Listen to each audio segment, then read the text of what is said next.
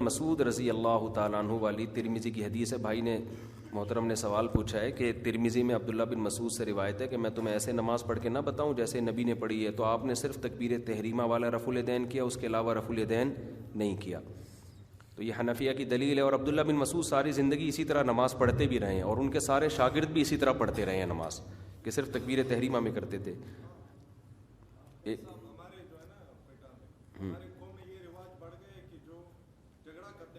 قرآن لے کے جاتے ہیں, اس نے جتنے بھی ناانصافی کی ہوتی ہے نا قرآن لے کے جاتے ہیں تو اس کو مجبور کرتے ہیں کہ مارنا پڑے گا قرآن. ان کا جواب دے دوں پہلے, ایک منٹ پھر میں آپ کی طرف آتا ہوں. تو یہ بھائی کہہ رہے ہیں کہ اہل حدیث حضرات اس حدیث کو ضعیف کہتے ہیں.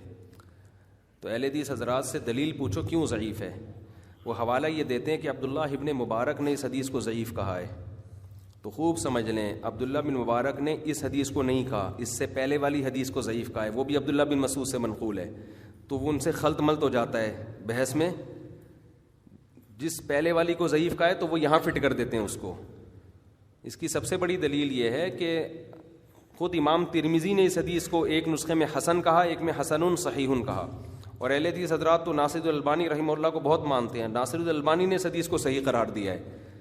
شاکر احمد ہیں, ایک بہت بڑے محدث ہیں, عرب ہیں, بہت سے عربوں نے اس حدیث کو صحیح قرار دیا. تو یہ خامخواہ کی ایک زیادتی ہے اس کو پیچھے پڑ جانا ایک صحیح حدیث کو ضعیف قرار دینے کے. دوسری بات یہ کہ اگر آپ رفع الیدین والی تمام حدیثوں کو لیتے ہو تو دو سجدوں کے درمیان بھی رفع الیدین ثابت ہے نبی صلی اللہ علیہ وسلم سے. ہم کہتے ہیں جیسے وہ چھوڑ دیا, اور اس کو اب یہ لوگ اس کو بھی ضعیف کہہ دیتے ہیں, حالانکہ وہ بھی صحیح حدیث ہے, دو سجدوں کے درمیان رفع الیدین. اور جزء رفع الیدین البخاری میں, جیسے امام بخاری نے جزء رفع الیدین البخاری میں رکوع میں جاتے ہوئے رفع الیدین کا ذکر کیا نا, دو سجدوں کے درمیان والا بھی ذکر کیا ہے. تو جب بھی کوئی حوالہ دیا کرے نا وہ تو امام بخاری نے ذکر کیا, تو امام بخاری نے دو سجدوں کے درمیان بھی تو ذکر کیا ہے.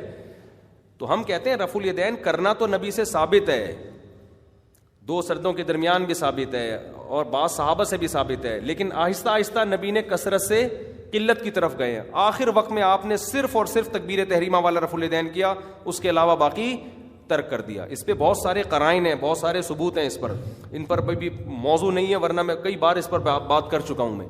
اسی وجہ سے امام ترمذی جو امام بخاری کے شاگرد ہیں, جب وہ رفع الیدین کرنے کا تذکرہ کرتے ہیں تو کہتے ہیں وہ بھی یقول بعض اہل العلم من اصحاب النبی, یہی بعض اہل علم صحابہ کا مذہب ہے.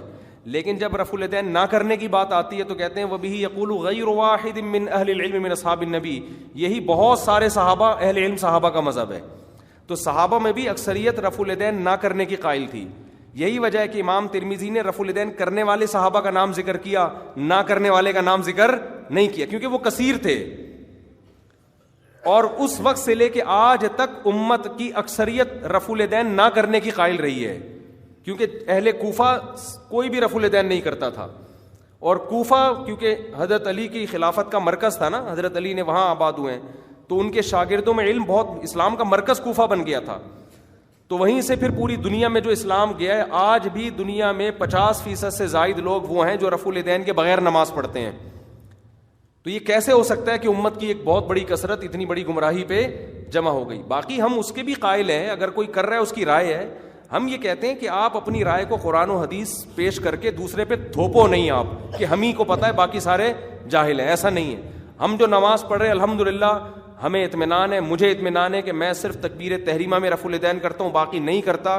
مجھے اطمینان ہے کہ محمد صلی اللہ علیہ وسلم کی نماز یہ جو میں پڑھ رہا ہوں یہ عین نبی صلی اللہ علیہ وسلم کی نماز ہے, جو احادیث سے ثابت ہے, اور نبی صلی اللہ علیہ وسلم کا آخری عمل ہے. یہ میری رائے ہے, مجھے اس پر اطمینان ہے.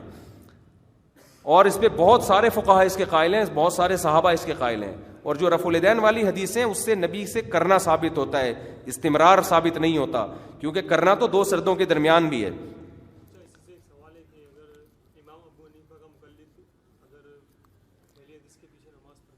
نہیں, وہ ہو جائے گی, نماز ہو جائے گی, لیکن وہ اپنے طریقے سے پڑھے, نماز تو ہو جائے گی, کسی بھی مسلمان کے پیچھے